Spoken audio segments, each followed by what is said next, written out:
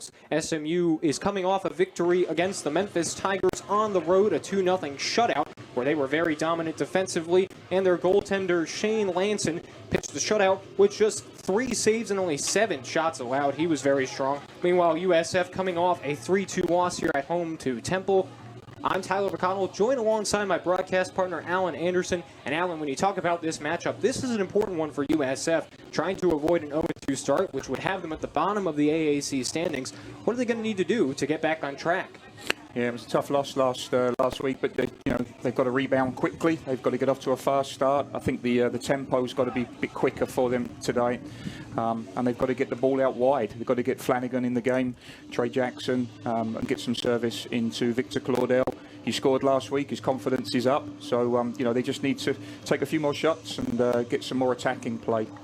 USF in all green uniforms tonight with white letters and numbers, and SMU wearing all red with white numbers. And you look at the SMU side, Shane Lanson at goal, a very strong player as a junior. And on the USF side, they've got some inexperience back there. Kazuna Takase gets his first start in net since 2018. He's going to need to carry the load, and he's going to have to be a communicator as well, Alan. That's right. I mean, that was kind of what was lacking last week's game, really, was the lack of communication at the back, and that cost them a couple of goals.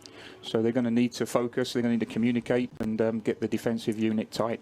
SMU is seeking its 4th consecutive American Athletic Conference championship. They were 18-2-1 last season, went to the Elite 8 of the NCAA tournament. USF 10-7-1 in 2019. They went to the first round of the NCAAs. We're underway here at Corbett Stadium. It's the South Florida Bulls with the ball first as we get this game started. USF losing here at home last week, 3-2 to Temple. Josue Monje and Victor Claudel scored for the Bulls, as SMU will send one toward their goalkeeper, and this one's kicked toward midfield. And for the Mustangs, a 2-0 victory over Memphis, and they continue to prove that they're just a tough team to handle. This is an important game for USF. On the far side, it's Freddie Gill, who saw 47 minutes of action, picked up a yellow card. And this one, we have an early whistle. Yeah, Victor Claudel just went offside there. Went a little bit too early, but a good start from USF, trying to play balls in behind the SMU back line. SMU very good defensively the last couple of seasons, so they're going to have to try and pull them out, USF, and try and get in behind the fullbacks and get some crosses in. Yeah, and you've got some key guys on that SMU side that really show how strong they are defensively. Thomas Haney, a defender, actually scored in the game against Memphis. Senior, or actually make that a junior, but good leadership all around as a sliding tackle made on the far side of the field there. Possession goes over to SMU, who has it in their third. I think that's the sign of good teams, is you're patient, and I think that's what SMU last week. 2 defenders scored their goals. Everybody's got to contribute. That's a sign of a good side. USF sends it over to the right side, a pass over to Trey Jackson, but he can't get there. Can't outrun Brandon Tervega. As SMU sends it over to their goalkeeper Lanson, he'll slow things down for the Mustangs.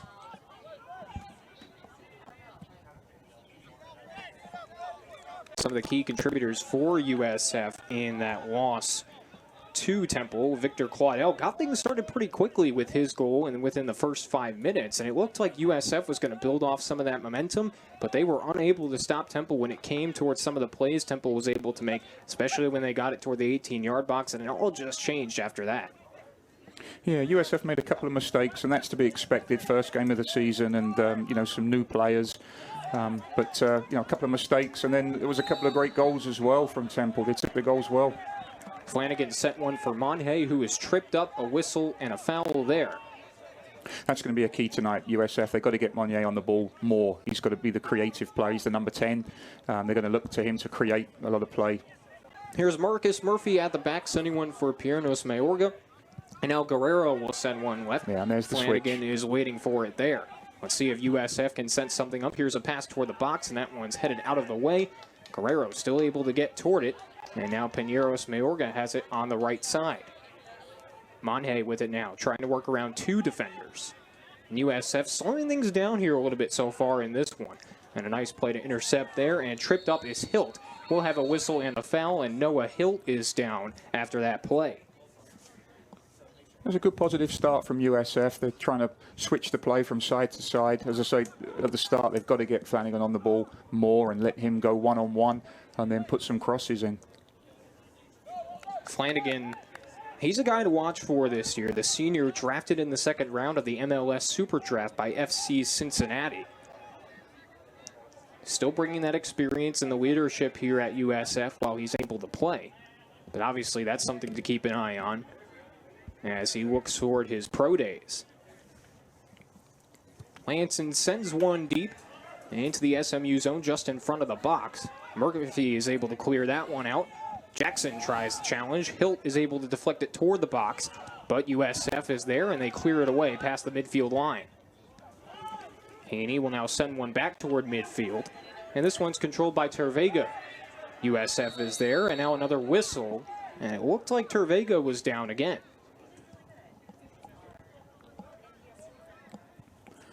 Trey Jackson was just a little bit late on the challenge there and just called him. But, you know, both teams, it's important for them to establish themselves in the midfield, pick up the second ball and control that midfield area. So they're both going to be putting in a lot of tackles tonight. Opening 4 minutes of this one, no score between USF and SMU. Another trip up just in front of the USF bench. We got a whistle again, and a yellow card is issued. Sergio Pineros Mayorga, who picked one up against Temple, gets called here. And that's the danger.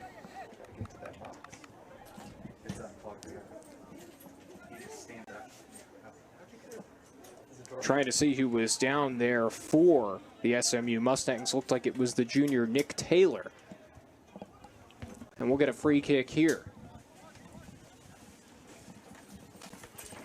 Nick Taylor, the junior transfer from New Mexico, joined the team in 2019. All CUSA honors while he played for the Lobos. 3 points in his career for SMU. Gabriel Costa, the junior, is set up to take this free kick. Everybody set up at the far post. First set piece for SMU. Let's see what they can do with it here. Trey Jackson stares him down. He's the closest as this one's slicing toward the net, and it's headed up into the air. Let's see who makes a play. USF is able to get in front, and now a shot that just goes wide. I don't know if that was necessarily the plan there, but that looked close. Yeah, that didn't miss by much at all. Again, both teams battling for the second ball. There was a good service, good delivery in from the free kick, and both teams scrapping for that second ball, and got deflection there and almost went in. So no goal after the yellow card. It was Canute Alander who took that shot. He came close to putting SMU on the board. Still no score as we start play here in the first 5 minutes. Guyena trying to weave through traffic, but SMU's got control of it. Some passing behind midfield. Now this one's sent out for Endoy to try to make a play, but it's knocked out of the area and cleared out of bounds. And SMU has a throw in. Yeah, SMU is going to be trying to get Endoy the ball a lot tonight. You see he makes great runs, Endoy. He keeps playing off the last man and then making runs into the channel. There he goes again, making those late runs, and they're certainly going to try and get him the ball. Papa Endoy on the Mac Hairman watch list, so he's a guy you really need to account for if you're USF. They show a double team look here, and now they're able to clear it. Salvatore Mazzaferro has the touch and send one across midfield. But the SMU backline is able to play it. And a lot of times for USF, you can't complain if you're Bob Buhorn on some of those plays on the defense. Clear it out if you can, if there's a lot of traffic, and just force SMU to start things over. Yeah, it's safety first a lot of times. I think the challenge now for Pineros Mayorga is he's on a yellow card. We've played 8 minutes, and he's already on a yellow card. So he's now got to be careful. You know, one more mistimed tackle, and he's off. Bob Buhorn in his 4th season with the USF Bulls, 23 wins so far, and an NCAA tournament appearance in 2019. Flanagan tried to make a play there, but a nice challenge by SMU on the far side of the field. Here is Alander with it now. SMU trying to weave through some traffic.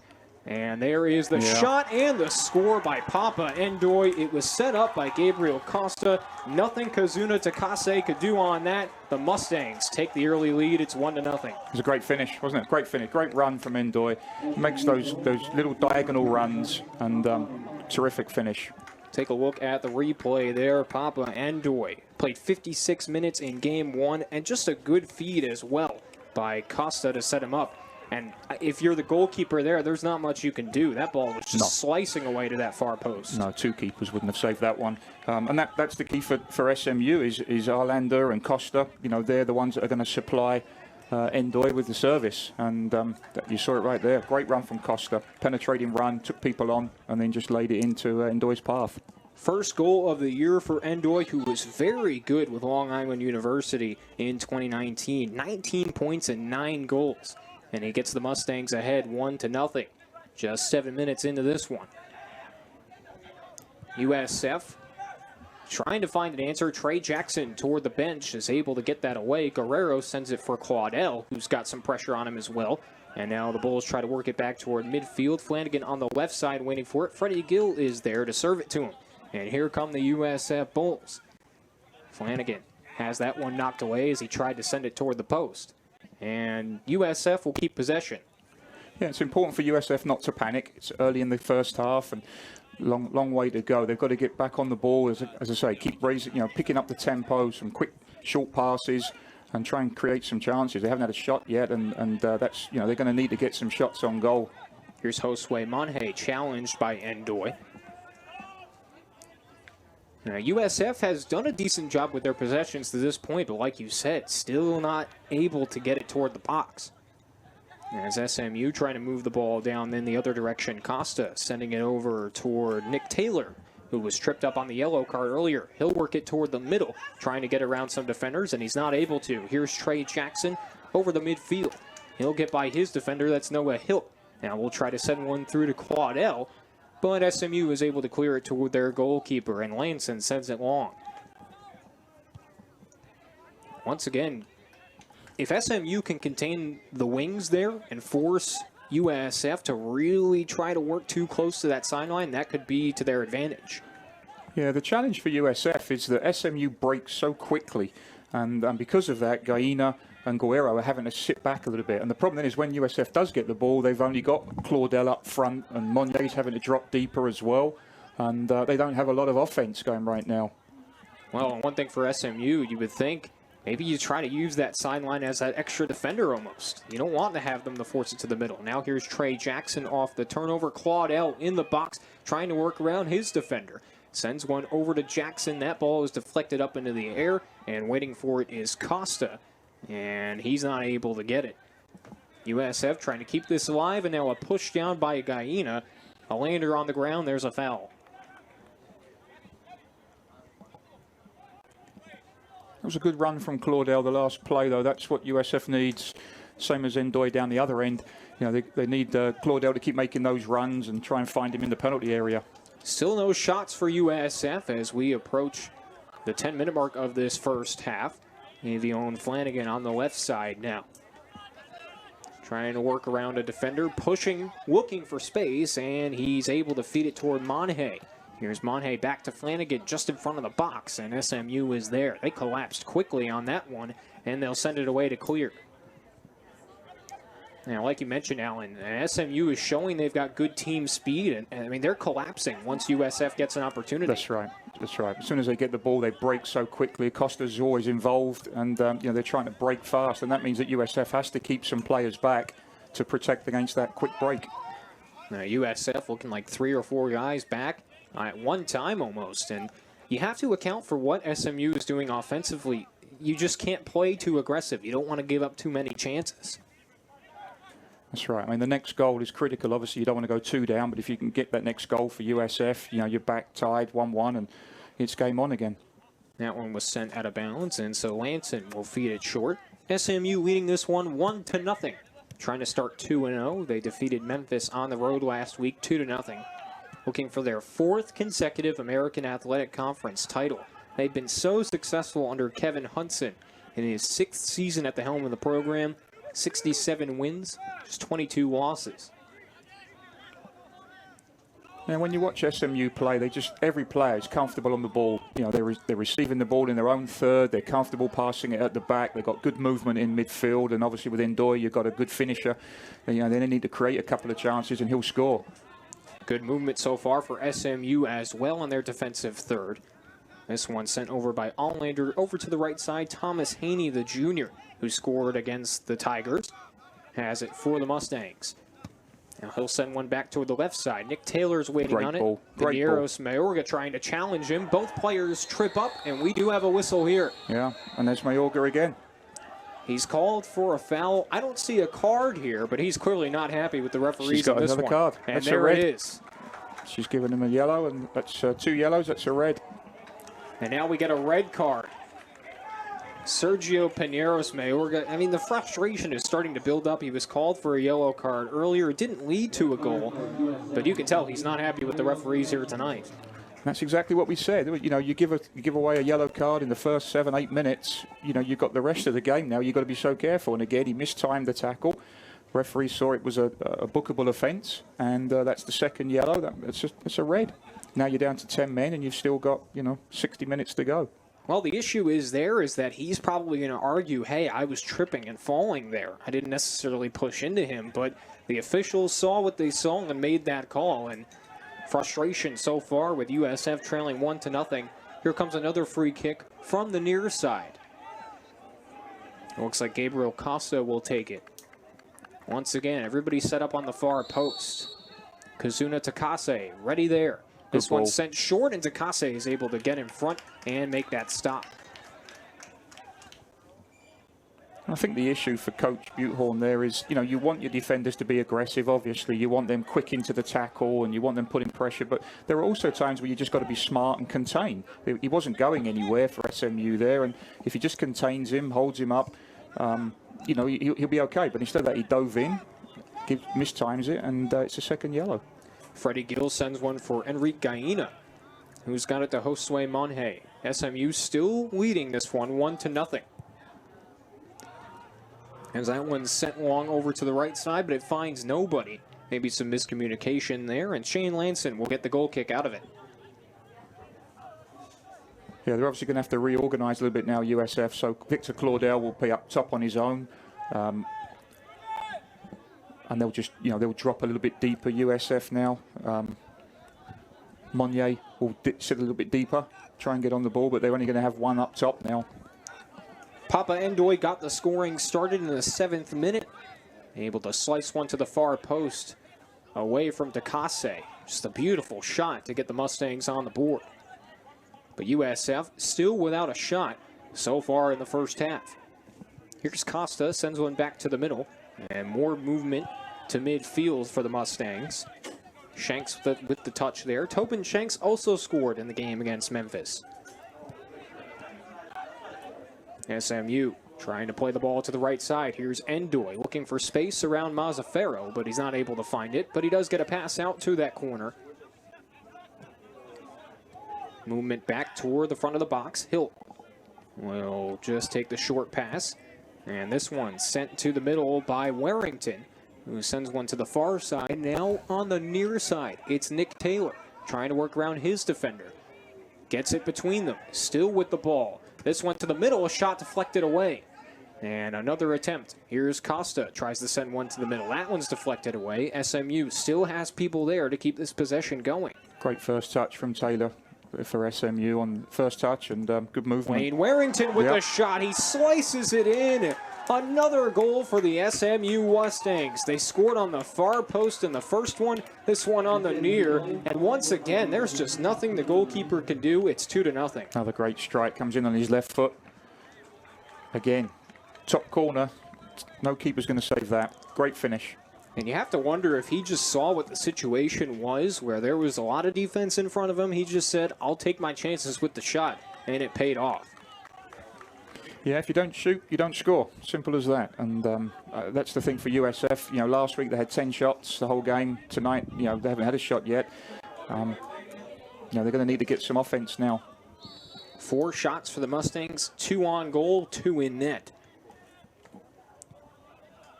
USF trailing here 2-0, and they've got to find an answer quickly. But a turnover there near midfield. Nick Taylor looking for room. He'll feed Brandon Tervega now. And that one's sent back over to the middle. Knut Olander trying to get around Victor Claudel, and he'll send one for Endoy. As Takase gets out there, and it slices away. And that will be a goal kick coming up. Yeah, I think he'll be disappointed there, Endoy, that he didn't score. He's got to hit the target there. But another great ball from Arlander. He and Costa are starting to dictate the midfield. They're getting on the ball and they're playing some great balls through. And USF, right now, they're going to have to get a grip on the midfield. Right now, still having trouble to do that as Arlander sends one over towards Simonson, who gets one out to Taylor, but USF is there to deflect that away. Let's see who that went out on. Looks like corner. It was on the Bulls, and a corner kick is coming up. And you can see Coach Butehorn on the sideline here. He's trying to get the defense organized. They look just a little bit unorganized right now, and players are just running through. It's these late runs from SMU that's causing all the trouble. And, some great deliveries, just knocking them over the top, and players are running through. The junior Gabriel Costa will be the one to take the corner. He's ready, now sends it short. This one is to the middle on a shot there by Arlander, but it's deflected away. But that just means SMU has another chance to slow things down and play their offense how they want. But a trip up there by Costa, and USF clears it. 6 total shots now for the Mustangs, 2 of them on goal, 3 fouls for USF, just 1 for SMU, and obviously the big story for USF in the foul department has been the cards that we saw from Pineros Mayorga. As Endoy's got it, weaves one over for Torvega on the near side. And it just seems like SMU is keeping their shape strong as well. Yeah, well, I mean, the extra man is critical, and they're able to raise the tempo. They can slow it down when they need to. There's no pressure on defensively. I mean, you see they get the ball now. There's no pressure on them at all. USF is bunkered in now, which means that they can, as I say, they can raise it when they want to, and they can slow the game down, get a breather. They're completely dictating the game right now. SMU trying to defend their American Athletic Conference title, and they have lofty goals. It's hard to blame them with how successful that they've been. 18-2-1 in 2019, a championship when they defeated UCF. They got to the championship round that year by beating USF, and then they met UCF in the NCAA tournament, took the victory over them in overtime in the 3rd round. You've got a tough team in here, number 8 in the country, according to Top Drawer Soccer. And for USF, you're trying to avoid an 0-2 start. You've got to try to get things in gear. As here's a long one sent over for Nick Taylor, but that is clear. Taylor gets a touch back and a slide there, but USF is able to clear. That was Trey Jackson. Victor Quaddell lost it. Noah Hiltz got it for the Mustangs. Again, you see how quickly SMU swarms to the ball. There's 3 or 4 players closing the ball down, win the possession back, and now they can dictate again the pace, slow it down, get a breather, and they're still looking for that ball over the top occasionally. That's the dangerous ball. Just under 28 minutes to go in the first half, a 2-0 lead for SMU, playing their 2nd straight road game. USF with back-to-back home games before they travel to take on UCF next week. And now tugging at the jersey there is Guerrero, but no whistles called. That one's sent over to the far sideline. Here is Lane Warrington, who leaves one short.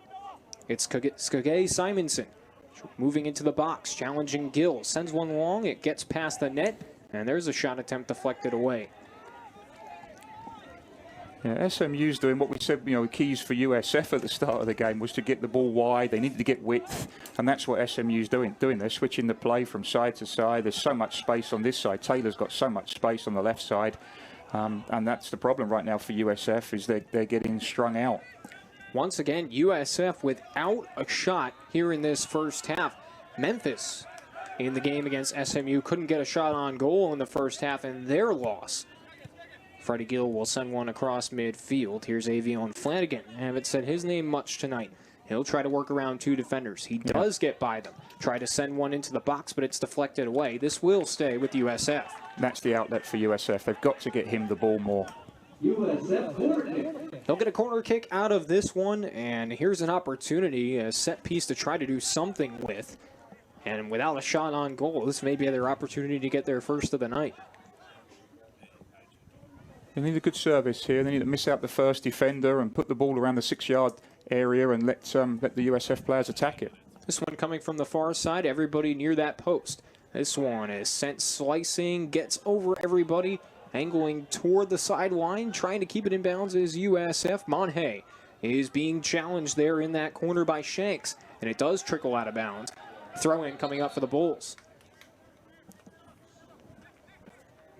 With that stoppage, looks like we're going to get a substitution soon for USF. Donovan Hesselmeyer is standing in front of that bench. He will check in. Diego Guerrero comes out.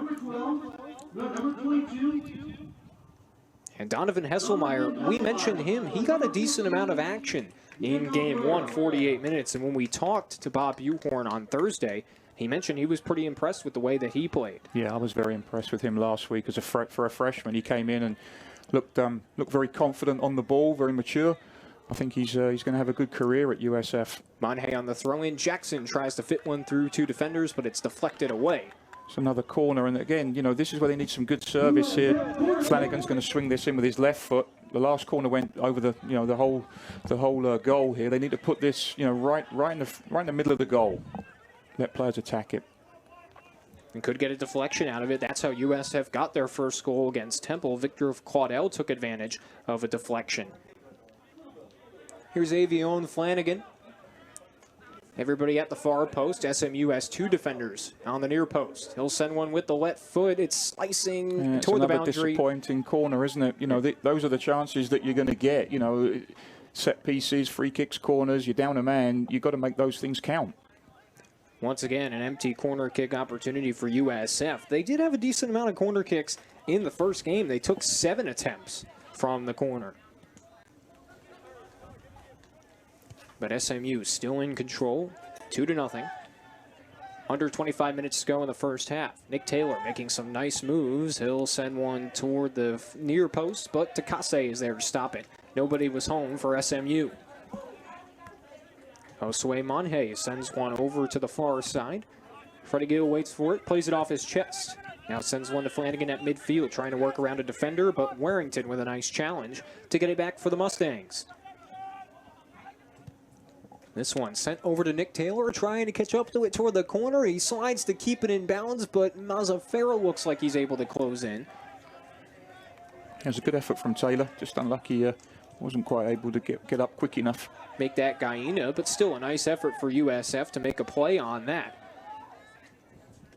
Still trailing this one 2-0.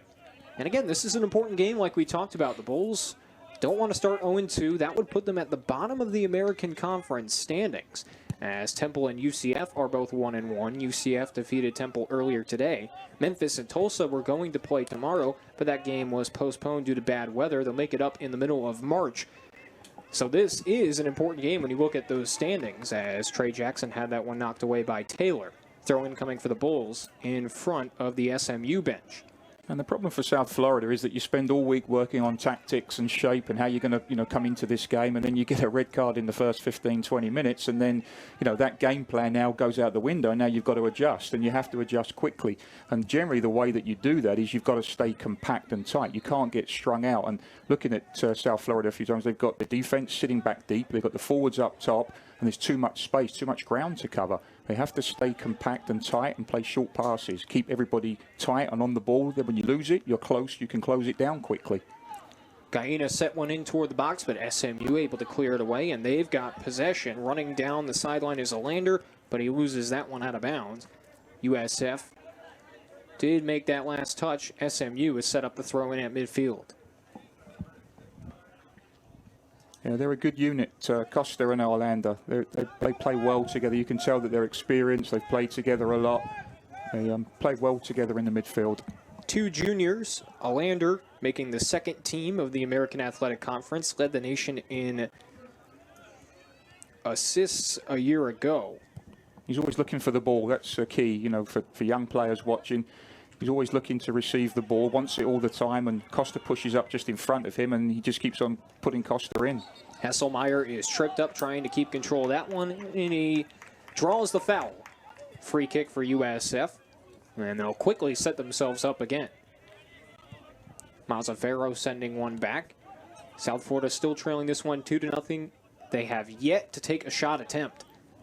And losing that one is the Bulls. Papa Endoy's got it, trying to get around two defenders. He sends a shot. It's deflected, and it goes over to Kase and into the back of the net. That is unbelievable luck for SMU, and they take full advantage of that defensive mistake. 3-0 Mustang lead. Papa Endoy just getting it off that deflection, and his shot was deflected, and it still went through. Marcus Murphy was the one who had it off his foot, but he couldn't stop it. Yeah, defensive mistake from South Florida, and they get punished, and that's what the good teams do. You know, they punish you. You can't afford to make mistakes like that at the back. Endoy, much like we saw from Jalen Campbell in Game 1 for the Owls, has 2 goals so far, and he's making his presence felt. Did he get a little lucky there? You could definitely say that, but the defensive miscue is what turned into that opportunity for SMU.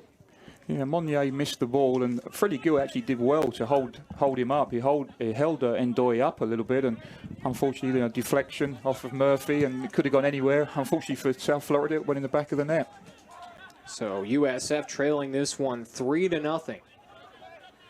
Nearing 20 minutes to go in this first half. Challenge there by Trey Jackson. Taylor is able to clear it away. Torvega sends it toward midfield. Here's Noah Hilt. And SMU trying to make a run again. Hesselmeyer making contact there on Costa, and he loses the ball. Monhay's got it for South Florida. Can USF get an offensive play going? They did get the 2 corner kicks on their last real offensive possession, where they were able to hold it for a significant amount of time, but they're still lacking in that key possession. Yeah, you see how quickly SMU closes down. It's important for USF now. I mean, they've got to get to half-time, not give anything else away, and then regroup, you know, re-huddle, figure out the shape, and come out in the second half. But they can't afford to give away any more goals.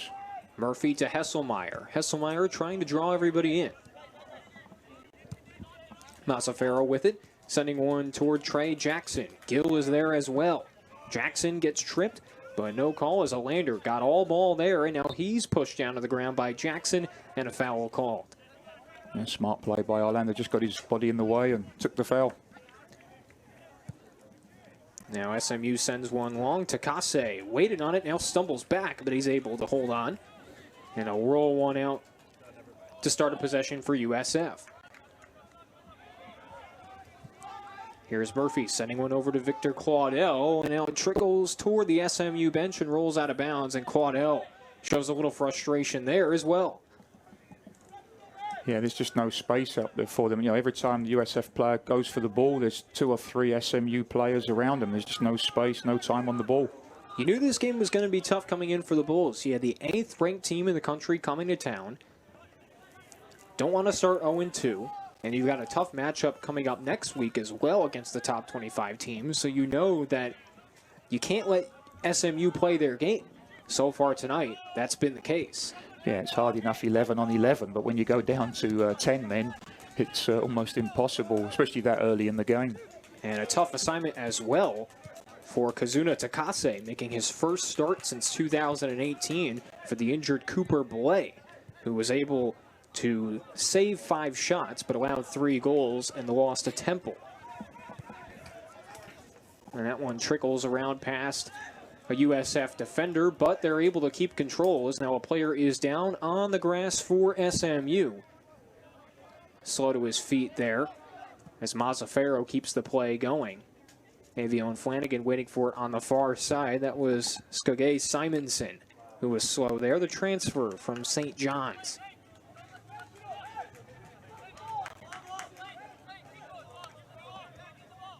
Throw in coming up for SMU. At midfield on the far side. Yeah, USF played it out, so SMU's given them back the ball. Sporting play. So they'll reset again, will the Bulls. Marcus Murphy is with it. Sends it for Enrique Gaina. Nick Taylor closing in quickly, and that one's deflected away. Marcus Murphy able to keep it on his right foot. Sends it toward midfield. Claudel waiting for it. Will head it away, but SMU keeps control there. And you mentioned it, it just seems like SMU is able to keep their back line solid as well as Simonson works around 2 defenders. Now they close in. Hesselmeyer also there, and Simonson's tripped up. still trying to fight for it, but he loses the handle. Yeah, as you saw, Victor Claudel won a great header, flicked the ball on, but obviously there's nobody else up there with him. So, you've got 4 SMU defenders back there just picking up the pieces. Freddie Gill has that one hit out of bounds by Lane Warrington, and the Bulls will throw in near midfield. Looks like we'll get some substitutions here. Harvey Castro looking to check in for the Mustangs. Luke Thompson waiting as well. Checking in for South Florida, JT Cooper. And we will get Castro and Thompson as well. And Brian Schaefer, the other player coming in for USF. I think for me here, for USF, I would play just 3 at the back, just play 3 central defenders, give the wings to SMU, let them come down the wing, but make sure that nothing comes down the middle, and then you can put an extra player then into midfield or even up top. So you just play 3 back, 4 in the midfield, 2 up top, or 5 in the midfield, 1 up top. But you're going to have to push a defender at some point up because you've got to get some goals. So Avion Flanagan waiting to throw this one in. Freddie Gill heading toward the USF bench. South Florida trailing this one 3-0. Under 17 minutes to go in the first half. USF still trying to get on the shot board. As Oscar Rosano lost it there, Hesselmeyer is able to keep it. Mazzaferro with it. USF working on their defensive side. Takase sends it for Marcus Murphy. Sent over to Schaefer. SMU closing in again. Gaina gets around his defender. Sends one over to the far side. Flanagan's waiting for it. And it goes over his head. It'll get out of play. SMU's got the ball. Now, that's just one of those things you talk about it. It wasn't necessarily a big play for SMU, but it's just those little things that are starting to hurt USF. That's right. That's right. You just play possession. You see, they're always looking for the ball. Those short passes, quick 1-2s. They break so quickly, and they're always dangerous with Ndoye up top. Josue Manye trying to get a run down the far wing, but that one's deflected out of bounds. We'll stay with USF. Here comes a throw-in. Flanagan sends one for Hesselmeyer, who sends it for Marcus Murphy. Got it toward the right wing. Gaina's with it. Sends a slicer toward the box, but nobody's there. Rosano was not ready for that one toward the middle. SMU able to get it to the goalkeeper. Lanson sends one long, and it's across midfield. Here's Marcus Murphy to try to keep it in bounds. Gaina flicks it over to Schaefer. It's back to Gaina. Yeah, now we've got some good ball control for USF here. That's right. Get some confidence. Avion Flanagan trying to make a run on the far wing. Does send one toward the box. Rosano's waiting for it, but he's not able to get a good touch. And SMU is able to clear it out of the box. And now a push there by Costa, and that one trickles out of bounds in front of Hesselmeyer. It's interesting, isn't it? We spoke to Coach Butehorn during the week, and he said, it's key. One of the big keys is players stepping up, players, taking a leadership role. Well, now you're down to 10 men and you're 3-0 down. Now you are looking for leaders. Again, you had Sergio Pineros-Mayorga called for that red card. Had a yellow card earlier, got the red card later on. And yeah, you've got to deal with trying to get some pressure going without that extra guy, and it's tough for USF right now. But players have to step up. These are the situations where you see the character of your team, you see the character of certain players. Some hide and some want to be involved the whole time and take the responsibility.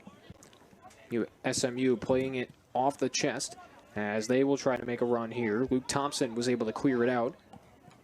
Mazzaferro catches up to it, and he'll feed to Kase to try to get the Bulls slowed down here.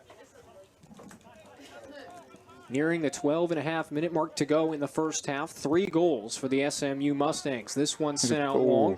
Play made off the head by JT Cooper, and he keeps it toward Rosano, but not able to control it for long, as SMU's got it again. Yeah, that was unlucky. Just come off his head. Didn't see it.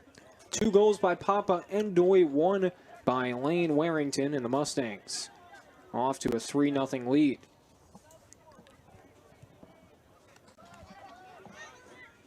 Ndoye is such a talented player for this SMU team, and he's one of the many new additions to this team. They had 13 new faces come into the program, 6 freshmen, 7 transfers. Ndoye being one of those transfers.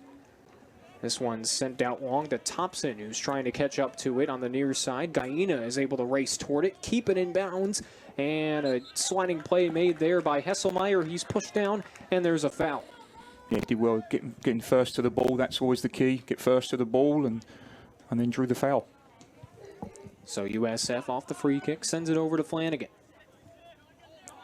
USF still without a shot attempt in this first half. SMU is just clamping down defensively.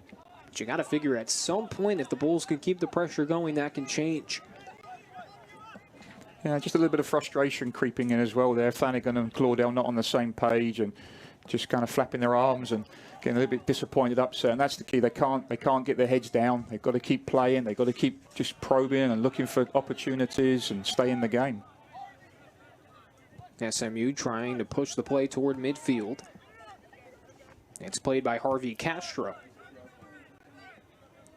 When you have all those new faces, for a team like SMU, yeah, you have to deal with the growing pains, but when you have a good foundation built already with a lot of the success they've had, it's a little bit easier to deal with those things. As this ball is played by Hesselmeyer, tripped up by Costa, another foul called on Costa. USF will get the possession off it.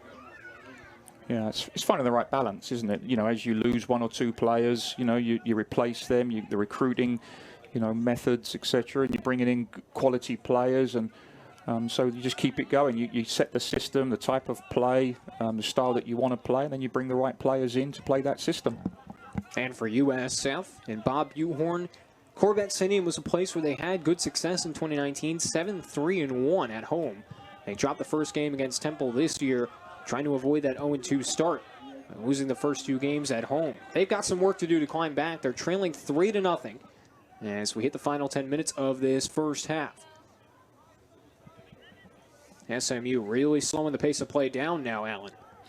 Yeah, I mean, they can't they? They can afford to, you know, play at their own tempo, their own pace. They've always got outlets, both wings, you know, they're wide open and they can attack when they want to.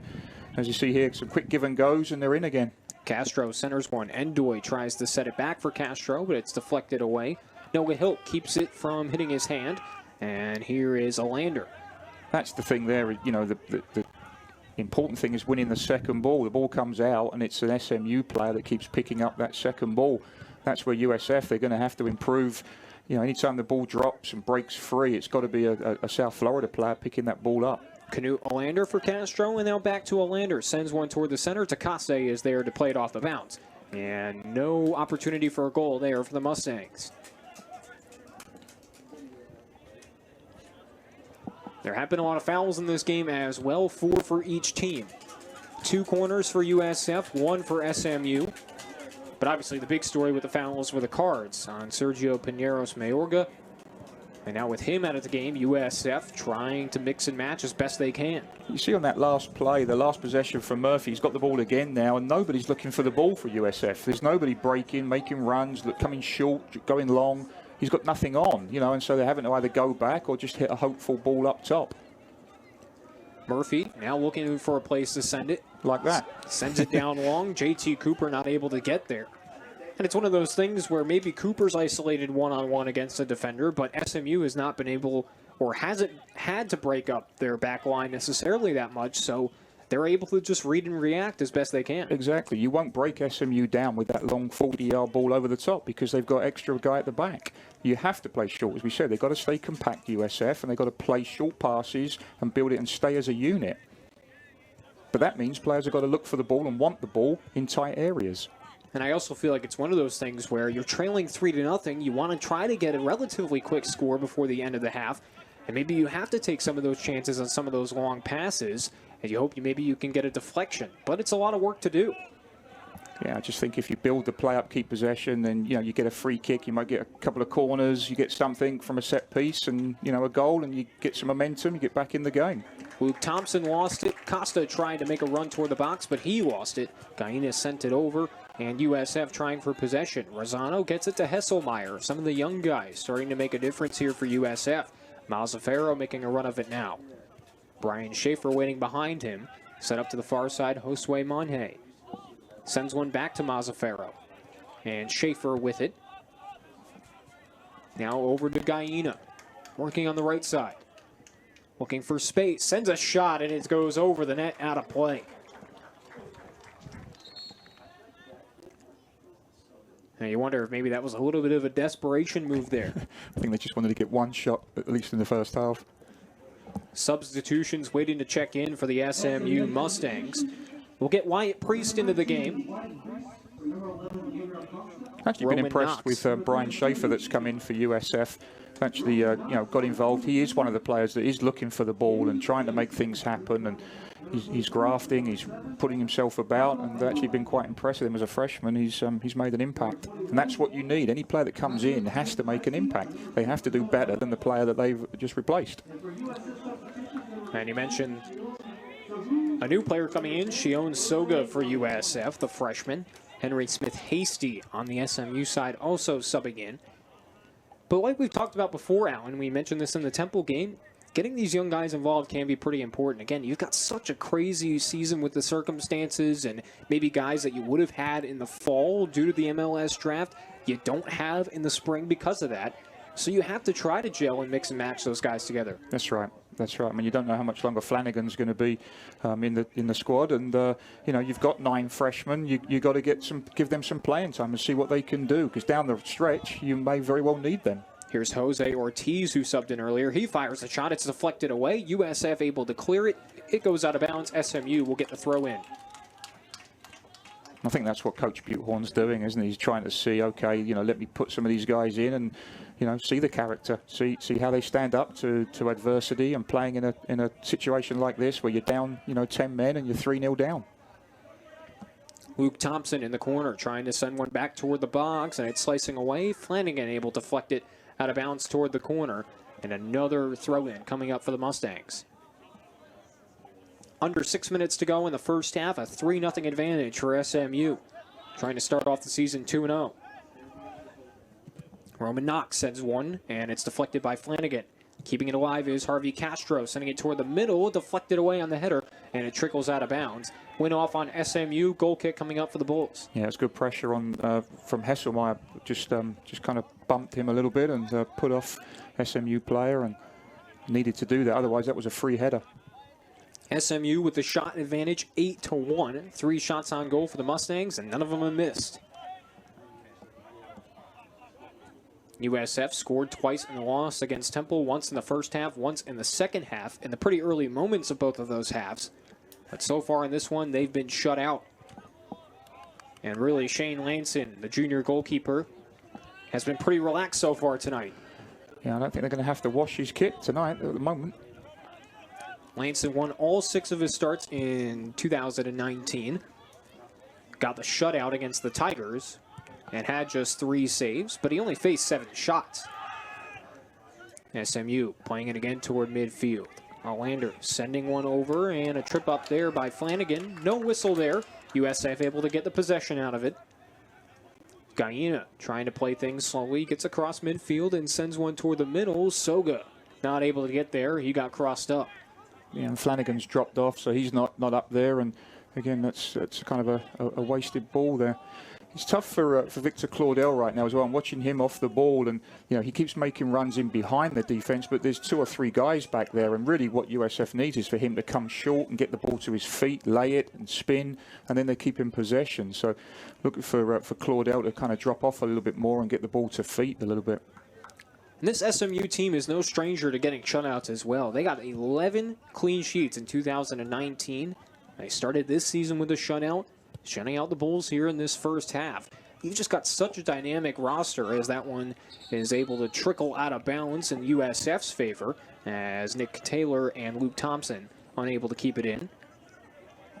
Yeah, I think as we said earlier from SMU, they're very comfortable at the back, aren't they? They look organised. They're all very good on the ball, confident. They all can play on the floor. And they just look at, a very disciplined, organised unit, and that's what you want from your defence. Smith Hasty challenging Cooper, but Cooper's able to clear it away. Guyena with it now. Sending one over Mazzaferro's head, and that crossed up Mazzaferro as well. Takase having to keep it in for the Bulls, and the goalkeeper's got to race back to the net. Mazzaferro will send one toward midfield to give his keeper some time. Smith Hasty at midfield. Under 2.5 minutes to go in the first half. Making a run now is Jose Ortiz. Gets across Mazzaferro. Fires a shot. It's deflected away, and USF clears. Waiting on it is JT Cooper. Sending it to Hesselmeyer. Nice first touch from Cooper. Good layoff. Hesselmeyer keeping possession. That's what USF's going to have to do right now, is just keep playing, doing what they can do. Keep possession. Hope for some breaks. Gaina for Takase, and the goalkeeper kicks it out of bounds toward the USF bench. Thompson with the throw-in. SMU may have a chance to try to get another goal on the board. Brandon Tervega with it now. The senior sending one over. Thomas Haney can play it there. Good movement for the Mustangs. They've been active. 9 shots so far in the first half. Henry Smith Hasty sending it now for Tervega. He'll weave one for Olander. And now tried to get one through to Tervega, but that one is deflected away. Approaching 1 minute to go in the first half. Rosano hoping to get a touch there, but it clears his head and out of his way. Yeah, they have to get the ball into the forwards' feet, South Florida, and let them hold the ball up and wait for some support. You can't keep kicking the ball up to nowhere, and it's just going to come back quicker. SMU hoping to get a chance here, but they're going to slow it down. As Tervega's got it. 40 seconds to go in the first half. This one sent over to Luke Thompson, trying to get toward the box. With his left foot, it's deflected away by Cooper. And SMU will have a chance to set up with a corner here. SMU corner. Let's see who will take it on that near corner. It's Gabriel Costa, the junior. Took a shot against Memphis. 70 minutes of game time there. Sends one toward the middle, and it's through. Off the header. You can't do it any better than that. As SMU gets the goal to make it 4-0, it's Tobin Shanks. Scored last week as well, didn't he, against Memphis? He did late in the game on a beautiful feed over. And Shanks just uses that head to get the ball through, and Takase just shaking his head there. You know the frustration has to boil for him. Yeah, it was a great corner in near post. I mean, those are so dangerous. But, you know, that's Takase. You know, he's got to get that organised. He's got to make sure that either he's got a defender there in front, or if he comes, he's got to make it. That's disappointing for South Florida right at the end of the first half, giving up, you know, a 4th goal. Tobin Shanks' second goal of the year. The assist was on Henry Smith Hasty. As that will end the first half of play here at Corbett Stadium. It was all SMU as they lead this one 4-0 over USF. 10 shots to 1 for USF. And Allen, if the Bulls are going to get back in this thing, they've got to clamp down defensively. Yeah, I mean, it was always going to be a tough game for South Florida. And then when they go down 10 men in the first 10. So USF and SMU have taken the field to get us ready for the second half of action here at Corbett Stadium. Last of the back-to-back home games for USF to start the year. They'll have 2 tough road contests following this match next week at UCF and the following week at Temple. For the SMU Mustangs, after they're done here tonight, they'll take on the Tulsa Golden Hurricane at home and then welcome the Memphis Tigers, who they beat in game number 1. SMU starts with the ball. We're underway in the second half. SMU did a real nice job controlling things, and Allen, we mentioned it, their back line was really solid in that first half. They really didn't have much trouble. They kept themselves solid all first half long. That's right, and that's again, you know, you look at good teams, you build from the back first, you know, strong keeper and good defenders that are organised and play as a unit, and that's what SMU has, you know, very strong defensively, and that allows then the rest of the players to push forward knowing that they've got it covered at the back. USF moving right to left across your feed as Gaina lost the handle there. Noah Hill, the sophomore, or make that the senior, able to send it down for Papa Endoy, but now a whistle. Looks like we had offside there. Yeah, it was just half a yard off. It was a good run again from Endoy, and a nice ball slid in behind USF's defense, but he just went a half a step too soon. Papa Endoy on the Mac Harriman Trophy watch list. A guy that was so good for LIU in his freshman season. Now coming over here to SMU, trying to keep the momentum going. And for USF, when you look at their roster, I mean, again, if this was the fall 2020 season as normal, you wouldn't really have to deal with some of those guys not being with the team. Adrian Bilhar, obviously, a big part of what they did. Javane Brown as well, both of those guys going on to the pros. And that makes a difference for what this team wants to do. Yeah, it does, because, you know, you look at Brown, you look at Bill Hart, I mean, they were leaders. Harrison, Devonish, Mears, you know, they were leaders of the team, and you lose all those players, and now other players are going to have to step up. But that's part of the game. And here's a guy that's hoping to take that step forward. Josue Monje gets it to Avion Flanagan, but he's tripped up. Claudel tried to challenge SMU, but we got a foul there. I think both teams right now are in that sort of situation where they're not quite sure how to play right now, because for SMU, they're pretty comfortable. They're thinking, well, we're 4 up, so we don't need to commit too many players forward. We don't need to push ourselves too much. But obviously, they still want to, you know, get some fitness in and still contribute going forward. And for USF, they don't want to get hit and caught on the break, etc., and give up 5-6 goals. So, but USF's going to have to push a little bit if they're going to get back in this game. They called the foul on SMU, so Avion Flanagan with the free kick toward the net and a nice leaping stop by Shane Lanson to stop that threat. Looks very confident in goal, doesn't he, Shane Lanson? I mean, he's been impressive. The junior who's just continuing to prove that the experience he got in 2019 is paying off.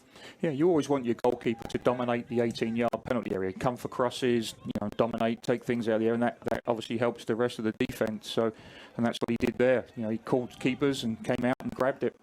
So Thomas Haney with the ball now. As SMU is slowing things down to start this second half, they lead this one over USF 4-0. And it was interesting hearing from Bob Buhorn on Thursday when he was talking about Kazuna Takase and how he mentioned that with Cooper Blay, that maybe Blay wasn't necessarily the intended starter as the season went on, but Blay banged up and Takase getting the start here tonight. This was an opportunity for the goalkeeper to prove himself, and I don't think necessarily it's really been all of his fault. He had some tough shots that I think any goalkeeper would have trouble saving, but 4-0, it's hard to deny that this has been a rough night for just everybody involved. Yeah, as a keeper, you know, you don't get any second chances, do you? You know, you can make a mistake up top occasionally, but at the back, you can't afford to make any mistakes, and it's been a tough night for him. Nick Taylor trying to weave through traffic, gets it to Costa. Costa will now send it. A couple of quick passes there, but a whistle now. Offside. Yep. Another offside call for SMU. Again, it looked like they had a good setup, but they might have left just a little too early. And I think you can see now, you know, having had the halftime break, that USF, they're a little bit more organised. They're a bit more compact as a unit defensively, and they're playing a little bit higher line and catching SMU offside. And they didn't do that in the first half, and that's why they find themselves 4 goals down. Well, and it seemed like USF, again, in that first half, things just broke down, and really for SMU, they did not have to change their shape much at all, specifically on that back line. You're not really seeing guys have to move out of position. They can just sit back, and especially when you talk about those second chance opportunities, I mean, they really did not have to do too much to get out of their comfort zone. Throw in for USF coming up here on the far corner. It was toward Flanagan, deflected out of bounds. And that one will give USF an opportunity with the corner kick as SMU last touched it. And these are the opportunities that you have to take. First half, they had a couple of corners. They weren't good. You know, they need to put a good service in here, challenge the keeper. Flanagan, ready to call people out, sends one with the left foot, slicing toward the near post, and it gets by everybody, and Hesselmeyer is able to get it back toward Flanagan. Flanagan now tripped up, trying to get around a couple defenders, and it rolls out of bounds again, but it will stay with South Florida. Yeah, those are the positives you've got to take. Good ball in. They got first to the ball. South Florida got the second ball, and you know they're keeping SMU pressed back. You've got to just keep working on positives and just take it slow and try and get some good things going, get some momentum. Thrown by Trey Jackson. Naina was there, and again, that'll go out on the Mustangs. Here comes Avion Flanagan again to try another corner kick. This will give the Bulls 4 tonight. They had 7 in game 1, so those opportunities have been there. Can they finally come up with a goal on one of these? Flanagan runs up with the left leg, sweeping toward the near post, and now a nice play to knock it away by Shane Lanson. Yeah, and again, now tripped up is Papa Endoy. Victor Claudel takes him down for the foul. Good keeper again, good keeping from Shane Lanson. That's what you want, is your goalkeeper coming, punching the ball away strong, snuffing out any danger immediately. I mean, he's had a nice go of things so far on this young season. He's only made 3 saves, but you can't really look at the saves when you're looking at what he's dealt with. Just 8 total shots faced so far. And so far, no goals against him. Yeah, and obviously for SMU, you know, for Lanson and the 4 defenders, you know, for them it's keeping clean sheets. That's how they get judged.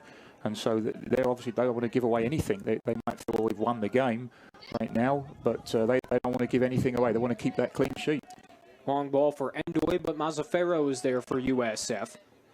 And the Bulls with Freddie Gill trying to slow things down somebody here. there. He was looking for somebody to come short, and there's nobody there. That's the challenge. Is people have got to come short. From South Florida players need to come short and get the ball to feet. He had more miscommunication, it looked like, on that one, as Marcus Murphy sent one over toward midfield, but Trey Jackson looked a little frustrated. And you know, we talked about it a little bit in the Temple game. It looks like there were some breakdowns in terms of how they were setting up defensively. And tonight you're still seeing some of those miscues as it comes to where these passes are going. That's right. I think you know, you've got to stay as a unit. You've got to stay close. You know, South Florida have got to play some short passes, just pass and move. You know, just pass to the next green shirt that you see. Another whistle here. Victor Claudel talking with the officials. Noah Hilt and Brandon Tervega also there. Looks like that whistle was on USF. Yeah, she was just giving Claudel a warning there. Hey, you know, calm down. You've caught a couple of guys late. Don't get frustrated because next one is a yellow card. And, well, USF has had their troubles with the yellow cards tonight. And you had Sergio Pineros Mayorga called for 2. That gave him the red card. Got him out of the game. Yellow card also for Thomas Haney on the SMU side. Yeah, we were talking at half-time, weren't we? Yeah, the second yellow card for Pineros Mayorga, I'm not sure that it was really warranted a second yellow, because that obviously changes the whole game. Now you go down to 10 minutes of red. To me, I would like to have seen the referee just give him a final warning, tell him to calm down. We've only 10, 15 minutes into the game. You know, the next one would be a yellow, but she didn't give him another warning. She gave him a second yellow. Canute Olander for Lane Warrington. Now back to Noah Hilt after a couple passes. That one down for Endoy, but it finds nobody, and a goal kick coming up for USF, who still trails this one 4-0.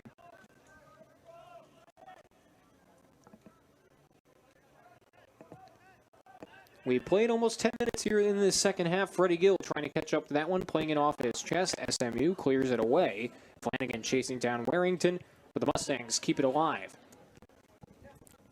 Yeah, make it look easy, don't they, at times? You know, again, they're so comfortable on the ball.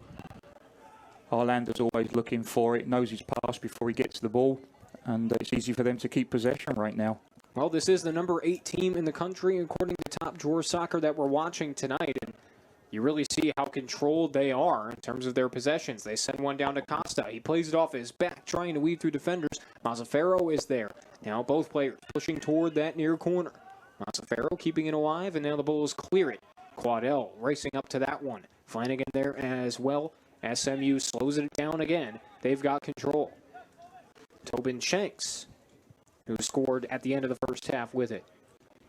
Saw there, though, how quickly SMU springs into attack. You know, Costa making that late run. Arlander, you know, picked him out. Suddenly he was almost in on goal again. SMU went 5-1-1 in the American last year, as now a trip up. Skagay Simonson was tackled down, and another whistle and a foul. Off the free kick, the Mustangs set up again. 5-1-1 in the AAC, 18-2-1 in 2019 for the Mustangs. 10-7-1 for USF. The last time they played, 3-3 in conference play. As that one hit off Freddie Gill, he's down now. Looks like it got a piece of his leg there. Pass by Warrington. That was a painful one.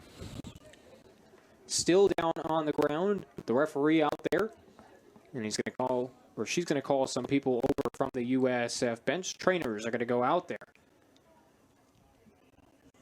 When you watch good teams, they always have an outlet.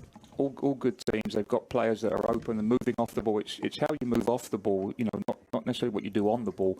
And you watch SMU, every player is moving off the ball, making themselves available. They've always got an outlet. So if they are pressed, put under pressure, they've got that quick outlet pass. If not, then they can get their heads up and look for those through balls and make some things happen. And that's the sign of a good side. Freddie Gill is back to his feet, and he's still in some pain there. He did take a pretty significant shot. Lane Warrington trying to get the ball around him, and he was looking like a hockey player trying to deflect a puck off his leg, but he doesn't have the padding.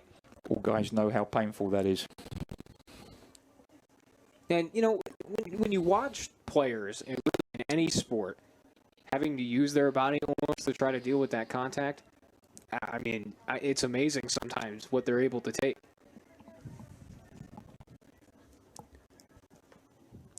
Now, it looks like both teams are ready as Gill will try to get himself back and going, and he's going to get back out onto the field. Appears to be okay now. Avion Flanagan off the throw in. SMU now has it. They'll send one down for Endoy, who scored twice tonight. Now Lane Warrington with it. Will feed it short, trying to get around. Two defenders, not able to do it. SMU, and Flanagan is able to control it. Trying to make a push around Thomas Haney. Almost got around him, but Haney is able to clear, and the goalkeeper Lanson sends it toward a free Nick Taylor. Noah Hill will now send one back over midfield. Better from USF, though, wasn't it? Better from USF there. They raised the tempo. They closed down quickly, tried to get a break going. That was much better from USF. Marcus Murphy will now slice one over toward the far post, but the keeper Lanson gets it on one hop and slows it down. Again, you see Victor Claudel, making that run in the channel. The problem is that when there's only one up front, the SMU defenders know exactly what pass they're going to play because there's no other option. So they're reading that ball, they're dropping off and picking up that ball and then just keeping possession, knocking it back to the keeper. During the 60th minute of this match, SMU in control. It's 4-0. As now tripping up there on that play, and they're still able to keep it alive as Tervega has it. Now he'll try to make a run of things, sending one short over to Taylor. Taylor looking to get around Guyena. Taylor does, sends a shot, and it's through. Another beautiful goal for the SMU Mustangs. They get it by Takase over to the near post, and it's 5-0 SMU. Finishing has been excellent tonight, hasn't it? Again, Taylor coming inside, picks out the far post. I mean, he's put it right in the side netting. Again, you can't save those. It's a great finish. Nick Taylor, the junior, transferred from New Mexico, and he gets a goal to continue this route. It's 5-0 in the 58th minute. And for USF, the frustration continues. 11 shots for the Mustang to 1 so far for the Bulls. Yeah, and you see there, any young forwards watching, that's how you finish. You don't have to kill it. You just pass it into the corners. Just side-footed that, placed it into the far corner, and keeper can't save it, can't get there. So now the Mustangs continue their onslaught so far in this 2021 season. They've scored 7 goals, and they have not allowed any yet. Guyena gets one to the middle. Here is Victor Claudel trying to get around a defender. Nick Taylor is there to challenge, but a whistle and a foul. Yeah, and that's better from Claudel. He's dropping into that hole, into the space there, picking up to feet, drawing some fouls, and that's what USF needs. Is, now they can keep possession a little bit and move up the field. So USF on the far side trying to work with it now. Here's Trey Jackson. We've seen him facilitate, but he has yet to really get involved in the shot department. Freddie Gill to Flanagan. Flanagan, with defenders collapsing, tries to make a run. He heads toward the corner. Challenge there by Warrington. Gets by, sends one to the middle. It's deflected away by Noah Hill. That's what you want to see Flanagan doing all night, isn't it? He's just running at people and he causes trouble. Every time he goes at people, he's got speed, he's got skill, and he's difficult to defend against. Now let's see, depending on where that ball might have went out, it will be a corner kick. Yeah, it's another corner. And again, they've got to make these things count. Again, need a good service and attack the ball in the air. USF to take this one on the near side. Victor Claudel getting set and ready to send this one. You know that Lanson's going to come for anything that's, in around the 6-yard box, so you've got to keep it away from there. They're defending the near post. This one angles to the far post, and it clears the area, and SMU trying to run it out. Costa will now send one back toward midfield. USF has people back, but can they control it? Freddie Gill being chased by Endoy. He'll send one back towards Flanagan's direction, and that one's deflected away, but Josue Monje is there. For SMU, they've done a much better job of taking advantage of the opportunities after the ball has been cleared. USF had to do a lot of work there to keep that possession. He's had a tough time tonight, Monye, getting on the ball. He's had no time, no space, and it's been difficult for him because he's the player that you're looking at to try and create some opportunities and offense for USF. Freddie Gill trying to make a run on the near side. Here's a feed over to Flanagan, and he's bumped down.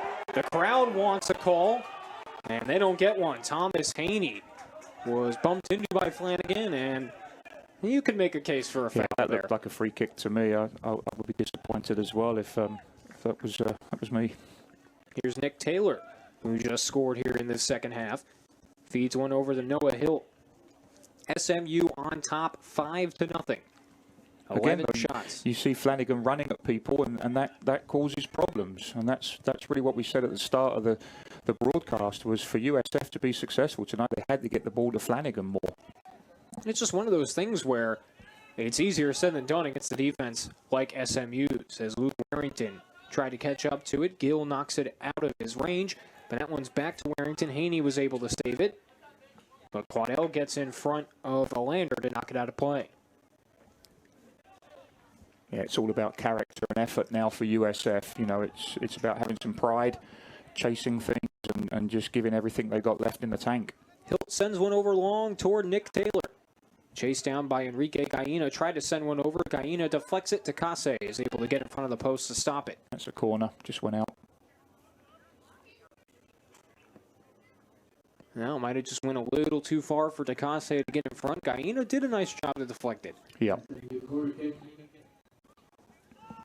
SMU with the corner. Far side of the field, they'll leave it short. Couple of quick passes and a shot and a nice deflection away by Takase before that one got to the high post. He needed that, didn't he, for some confidence, because everything tonight has been right in the corner he hasn't been able to get to, so that'll be good for his confidence.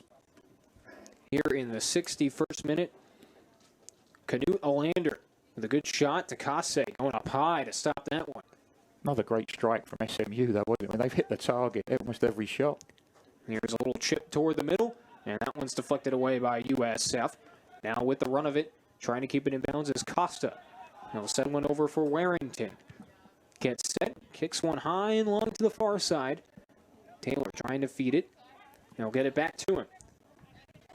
Taylor in front of Jackson. Over to Simonson. Sends one back toward Costa. Great first touch. Costa gets by Flanagan. Chips one again toward the middle. Endoy is there, but it's deflected away. SMU couldn't keep control there. The Bulls have it. Claudel trying to get in front of his defender, but Warrington turns around to get the ball. Yeah, it was good defending from Warrington. But again, Claudio, that's what he's got to do. He's got to keep posting up, trying to hold the ball up, making those long runs and just the ball over the top. It's not going to work because they've got too many players back there SMU covering. Got a whistle and offside on the Mustangs. Costa jumped early. And this is such an experienced team, and Kevin Hudson in his 6th season of the SMU program, trying to look for his 68th win as head coach. There's so many things they do well, and you've got to credit the foundation that this coach has been able to build. Absolutely. Takase now trying to get around a defender in front of him, and he'll send it back toward the far side. Jackson fighting around some defenders. Gets by Hilt. Sets up Monje. Mazzaferro now chipping it once again toward Marcus Murphy. USF trailing this one at 5-0. 4 goals in the first half for SMU. It's a good switch. Here's Freddie Gill trying to make a run here for USF. And he tries to send one to the middle, and it's deflected away. Throw in coming up. And again, it's just the defense that's just been so impressive for SMU. Those through balls aren't getting through for USF. They're not really able to set up defensively on their back line. As they get in some substitutions, Schaefer checking in. We'll get Gordon Phipps as well. I think the challenge that you have when you play SMU is that they all rotate so well. It's really only Ndoye that stays up top. Everybody else, you know, Costa, Arlander, Hilt, Vega, they're all moving off the ball and they're taking up different positions. Taylor, he's up front, then he drops back into midfield. It's so difficult to play against that because they're just moving all the time, changing positions, you know, popping up all over the field. Hesselmeyer from Mazzaferro back to Freddie Gill once again trying to make a push. They slice one over to that side. There's Trey Jackson at the far post, and he just has to clear it out before the pressure got there. Josue Monje now with it. They do keep it alive. Back to Mazzaferro. Can the Bulls finally set things up to get on the board? Brian Schaefer waiting back at midfield. Here's Freddie Gill. Sending it to Mazzaferro. And how can the Bulls set themselves up here? Gill now being challenged. Slices one again toward that far post. Jackson tries to head one through and stopped by Shane Lanson. A couple of good crosses, though, from Freddie Gill. That's what they need. You know, Flanagan, Gill, Jackson, they've got to get some good service, get some crosses in. I mean, right now, they're obviously working on things for the next game as well. You're trying to get, you know, a system of play, a pattern, and, you know, they've got to keep playing. You know, they can't just stop. I know the score's 5-0, but for USF right now, it's all about, you know, taking momentum and something into the next game. Well, that's one thing to wonder, too, with some of the guys that are getting involved. We're seeing Gordon Phipps for the first time, a junior defender. Diego Guerrero has been getting some decent action tonight. You got to wonder how these guys might mesh together. But again, this is just a tough stretch to start the year that you have to figure these things out on the fly. That's right. That's Nick right. Taylor. You don't get a lot of time, do you? You know, to recover. You've got to keep looking for positives every game and take something into the next game. Taylor challenged by Phipps, cleared by Schaefer, heading out of bounds for SMU. As we mentioned it, the Bulls will travel to face UCF in Orlando on the 20th of February, and then they'll get a rematch with Temple on February 27th in Philadelphia. USF in danger of falling 0-2 to start the year. And again, if this was a normal season and you had those non-conference games and you had a longer season to play with, an 0-2 start obviously isn't good for any team, but it can be manageable. It's tougher when you've only got a 10-game slate. It's all conference teams, and you know that's going to count in those standings. That's right, and you're looking for character now. You know, it's South Florida's got to rebound. You know, you can go one of two ways, right? It's either you take some positives and you regroup. Okay, this game's done. Let's move on. Let's get to the next game. Let's start focusing now on UCF and the next Temple game and take some positives into those games. For SMU, obviously, it's a great start, 2-0, and they look like they're going to be the team to beat for me in the conference. Luke Thompson checking back in, a whistle there. Foul called on USF. Victor Quaddell once again involved in that play. SMU with 5 goals tonight. Here in the second half, Nick Taylor got involved. Tobin Shanks at the end of the first half. Papa Ndoye twice. And Lane Warrington as well. Offside once again whistled as Luke Thompson was trying to make a run. No goals tonight for USF, just 2 shots. This has been a rough go of things after a pretty decent offensive performance against Temple. Freddie Gill is with it, trying to get around his defender, Costa. Mazzaferro now controlling things. Can USF get a run here? I know we keep saying it, but obviously the red card, you know, had a huge impact on this game, and that's unfortunate because this setup could have been a really close, exciting game, and unfortunately, you know, the red card changed everything. But that's again another lesson for players, particularly defensively. You know, nowadays in this game, you can't afford to dive in and give silly fouls away because you will get a yellow card right away, and 2 yellows is a red. Trey Jackson challenged by Tervega, and Tervega wins that battle. Gets possession back for SMU. And yeah, I mean, that is tough, but when you look at the discipline factor for USF, they've dealt with some troubles through these first 2 games. Now here's Costa trying to get around Gill, and he makes a leap over him, sends one back to the middle of the shot, and another goal for the SMU Mustangs. Skagay Simonson getting involved. It's 6-0. It's Costa again, isn't it? He's been man of the match for me tonight. Just been terrific performance again. Gets past the tackle, looks up, picks his head up. Great little cutback. And once again, a finish in the corners. I mean, that was impressive work by Gabriel Casa, the junior, who was an AAC first-team selection in 2019. Gets the assist there. He was 3rd in the NCAA the last time out in assists per game. I mean, you just got so many guys that can do so many different things for this SMU team. It's been all on display here tonight. Absolutely. I mean, every player, you know, midfield-wise, defensively, every player is getting forward, joining in, and that's a a good team. It's a good team effort. Everybody thinks they can get forward and contribute.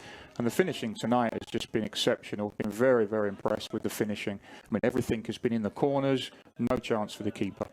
In the 70th minute, another goal on the board for SMU, and it just continues to be a tough road for USF.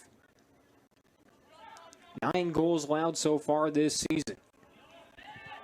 As Noah Hilt sending one over.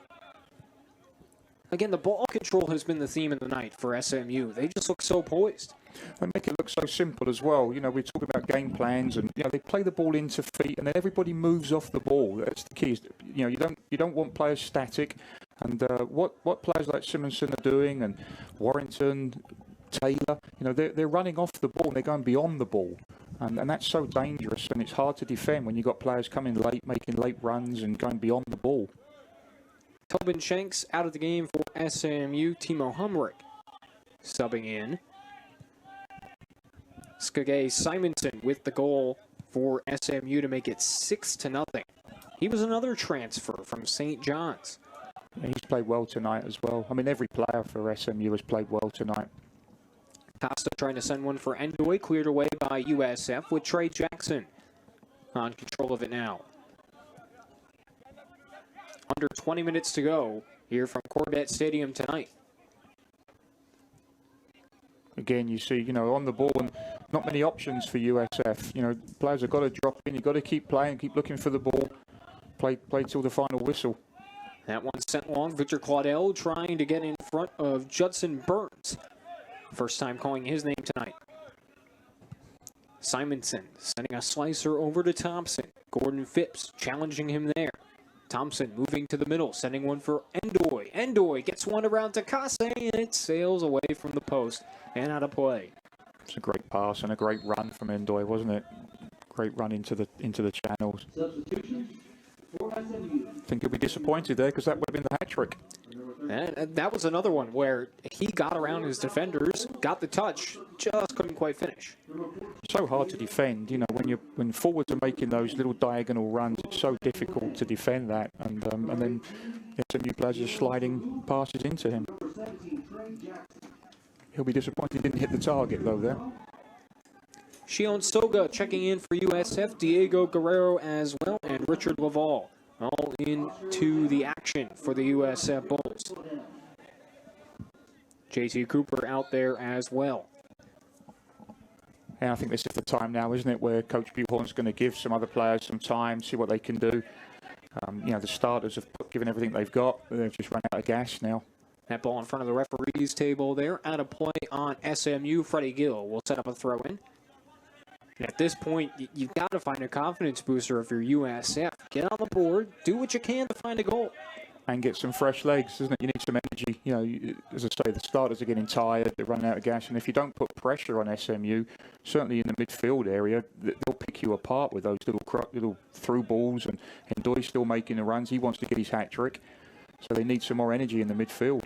Nearing the 74th minute of action, USF trailing SMU 6-0. As that one sent over to Cooper. That one's back to Rossano. Offside call. If SMU wins this one, they'll be off to a 2-0 start. Their coach, Kevin Hudson, would get his 68th win as a member of the Mustangs.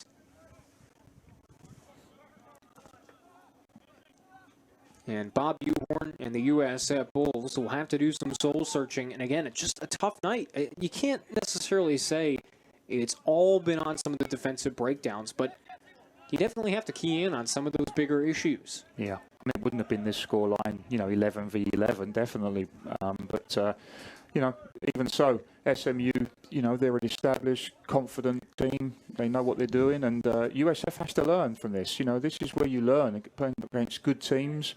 You see what they're doing, the way they're finishing, the way they're moving off the ball, and USF has to learn from that.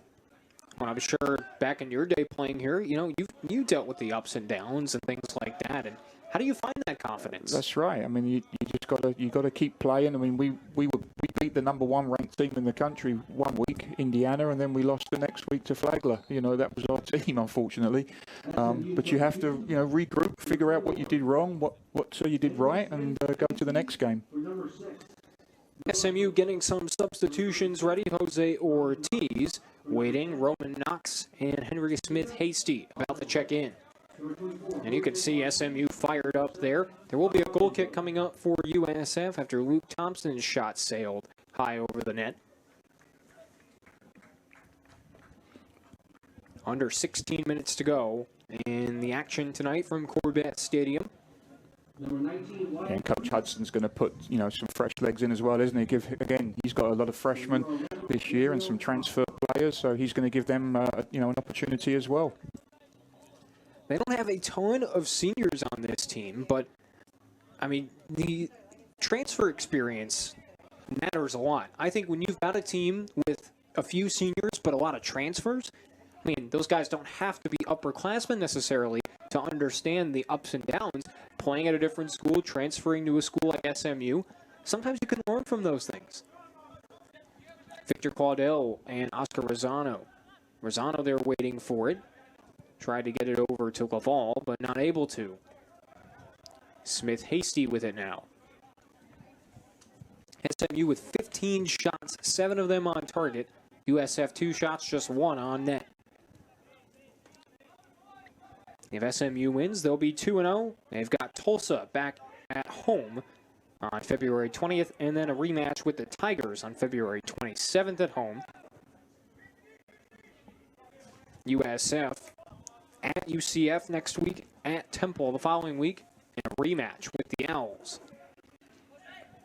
I think the challenge for SMU is they've got a number of juniors, don't they? I mean, you look at Arlander, Costa, Lanson, Warrington, Taylor, Simonson. I mean, they're all juniors. So, okay, you've got one more season, but you need to start preparing now for when they go and, who's coming in next, who's going to take their place, because those are some quality players right there.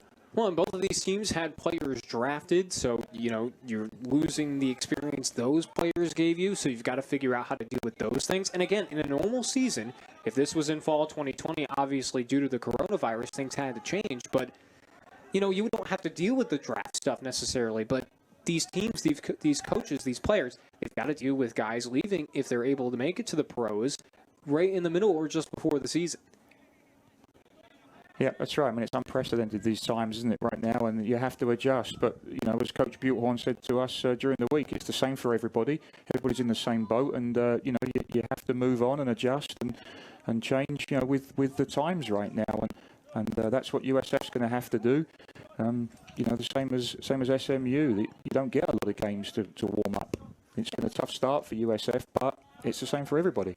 And, these coaches and these players, they're not going to try to want to make excuses. Obviously everybody's trying to deal with the times that are going on and having to play through a shortened season. Some of those things can be challenging, but we heard Bob Uhorn explain to us a couple of times already that the way the conference set up the season with the double round robin league table style, he actually said he kind of prefers that because it gives you some time to rest up, get the practice time in. And that's an interesting thing because when you're dealing with the moving pieces on the roster with transfers and with guys going to the pros, if that's a possibility for them, maybe having more time in between games can be helpful. Absolutely. Well, and I think, Coach Bjornhorn, I mean, he's an experienced coach. He's done a fantastic job here at USF, and, he knows he's been here before. Everybody has these losses and tough defeats, and, he's the type of coach that you want in these situations, because he'll lift this team, he'll get them going for the next game, and pick out some positives and get them prepared and ready for UCF. USF with the ball now. Oscar Rosano sending one long for Gordon Phipps, who works it toward midfield. USF trailing 6-0. Approaching 12 minutes to go here in the second half. SMU really controlling things as they have all game long. And as you mentioned it, Bob Bjornhorn, he is a guy with a lot of experience. Previously at Florida Gulf Coast, ASUN Coach of the Year 3 times there. He knows how to get teams through those tough stretches, and that'll be another challenge that these guys will have to deal with as Cooper heads toward the near corner, trying to get around 2 defenders, and it's pushed out of bounds. Throw in coming up for USF. Yeah, that's right. I mean, I think as a good coach, the same as players, you can't get too carried away either way. With a tough loss, or a big win, you still got to focus on the next game ahead and be prepared and ready for that one. Another substitution coming in for the Bulls, the junior Felipe Baptista, who will come in and set up the throw-in. It is good to see, the freshmen coming in, though, from both teams. Both coaches giving these players an opportunity, a chance, and that's great to see. A number of freshmen on the field now playing, and, that's what both coaches are looking for. Maybe there's a diamond here that, they can give them that much more playing time going forward. Well, some of the freshmen that we're seeing for USF, Shailen Soga has been out there, JT Cooper, Donovan Hesselmeyer, Brian Schaefer. And those are guys that, again, with such a shortened season, you want to get them as many opportunities as possible. And yes, in a game like this, it's very lopsided. You may have some chances to do that. That's right. Nick Taylor with it, working around Cooper. SMU, again, with a 6-0 lead. Scored 4 times in the first half, twice here in the second half. Luke Thompson trying to get around Gordon Phipps. Phipps knocks it out of play. Yeah, they've used that switch play well tonight, SMU. Every time they've been in a little bit of trouble, they've just clicked it over to the other side. There's some space out wide, and switched the play, and that's pulled USF out of position a lot. Hemrick over to Tervega. Tervega is another guy. Speaking of the draft, he was taken in the 3rd round of the MLS draft by the Houston Dynamo. So much like Aviel Flanagan, you got to watch for these guys and wonder, when will their time be to get to the pro level? Obviously, again, with the timing, considering the fact that this stuff usually isn't that much of a problem in the fall, now you've got to think about it. Yeah, he looks a good player, doesn't he, Trevega? He's done well tonight. And that's great to see, these teams, great to see them, these players progressing. There's a path now for these young players, going into USL and then into MLS, hopefully. And, it's great for the future of soccer. Salvatore Mazzaferro being chased down there by Harvey Castro, still trying to look for room, moving toward the corner. Castro knocks it out of play. Mazzaferro has seen a lot of time in these first 2 games, and tonight it's been no different. 81 minutes so far. The sophomore played in all 90 in game 1, made the rookie team in the AAC last year. Figures to be a guy that they're going to need to lead on. Yeah, I was going to say, I think he's the player that Coach Bjorn is looking to become a leader, and so I think he's kept him out there the whole time to give him that confidence, experience, and, try and start leading the team. And as a defender, it definitely looks like he's been the guy that's had to facilitate. And exactly. For a younger guy, again, could it be a challenge? Yes, but he's definitely been up to the task. Yeah, your goalkeeper and your defenders have to become leaders. They have to step up because they're all the players in front of them. Now a dangerous play. Nick Taylor in front of the referee bench got tripped up. It almost looked like he was trying to play that ball off his back foot right in front of Felipe Baptista.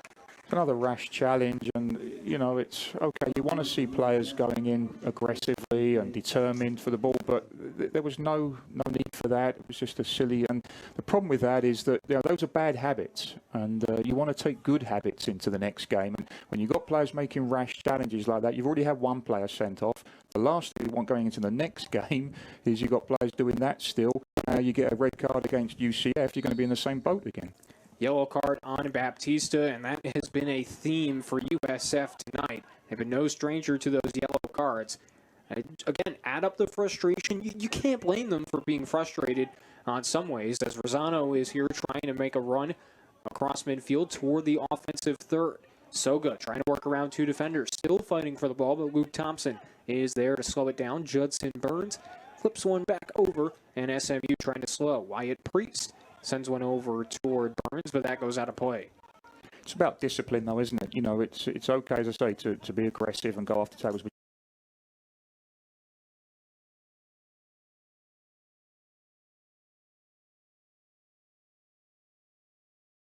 But you have to be disciplined as well. You see SMU there, they hunt in packs. They have 2, 3, 4 guys closing down. They win the ball that way. Nobody's giving up any silly fouls. They win the ball back, and then they can keep possession. Baptista, who had the yellow card, sends one to Rosano. Rosano trying to get around his defenders, sends one long. Nice feed over to Soga. Soga, the freshman, working around his defender, makes a move, fires one toward the net, and it hits the back of that net. And out a goal kick coming up, but an impressive shot right there. It's exactly what you want to see him do, was take his man on, one-on-one. Unfortunately, you don't want to see him miss it on the near post. You want to see him drive that ball across goal. That way, if it's on target, he's got a good chance of either scoring or the keeper saving, pushing it out to somebody else, or even cutting it across goal and somebody else can tap it in. So those ones you really want to drive across the goal. But a good effort, and that's what you want to see from these young players, is taking their man on and being confident and positive. That one sent down long by the freshman goalkeeper, Cole Johnson. So he's getting some time at the end of this game. Shane Lanson, the starter tonight. Can't deny how impressive he was. Yes, he didn't have a lot of action his way, but when you're up 6-0 and you've just got to make the plays that they need you to make, it's not too crazy. What impressed me with Lanson was just how confident he is coming for crosses and corners, and that's so important for your whole defence, is when your goalkeeper's taking responsibility and taking things early out the air, punching things away. You know, that's what you need to see from your keeper. We're here in the 84th minute of action. Rosano trying to catch up to that one, unable to. Humrick sends one over to the near side here. That's one played by Tarvega. SMU really just slowing things down in the final 6 minutes as they look to start 2-0. And again, we mentioned the underclassmen and the experience for SMU, but again, the transfer stuff really does matter because they've got 15 upperclassmen, and that is part of because of these transfers.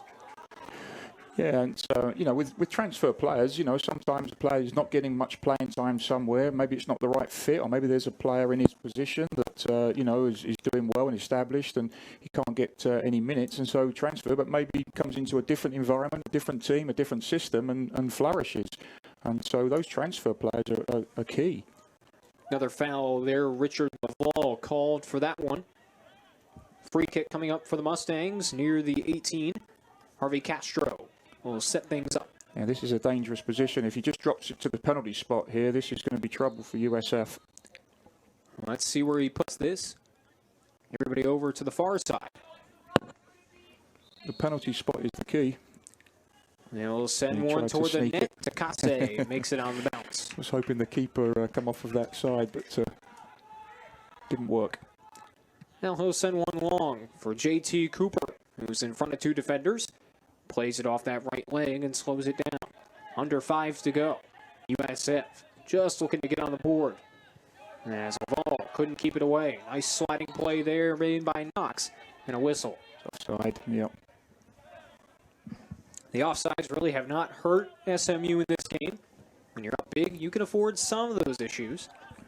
Yeah, that's a good point, though, because I think for Coach Hudson, he'll be looking at that and saying those are some things that we do need to work on. Even, you know, 6-0, okay, it looks like a great result and certainly a ton of positives, but you're still looking, okay, where can we get better? Where can we improve? And I think tonight they've given up, you know, a number of offsides. They've gone too early when they didn't need to, and I'm sure they'll be working on that over the next, you know, few weeks.